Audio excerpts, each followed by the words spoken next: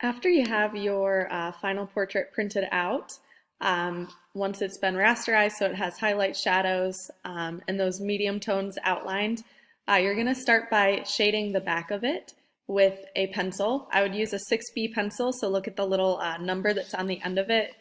Just because the 6B is going to be softer, so it's going to make shading a little bit easier.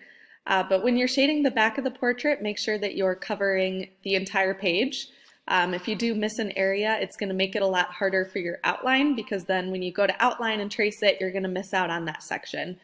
I would also recommend going across it the opposite direction, so go across it twice.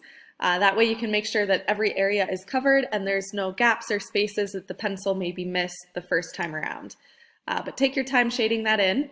When you're done, you're going to put it onto your final piece of paper that you're doing your portrait on. And I would, before you get to this step that I'm doing here, I would add tape to the top of it so that your portrait's not moving around. So just grab a little piece of tape, put it onto the top, which is what I'll do in a second. But then you notice that I was outlining the corners of my portrait. So I did that to make sure that things stay lined up. So if that tape ever did fall off, it would be hard to realign things and make sure that the outline is lined up perfectly. So I would go around to each of the four corners and just put a little outline with the pencil in the place that the paper's at. So that way it will stay in the same spot if for some reason the tape falls off or if you need to make sure that you have it adjusted and placed correctly.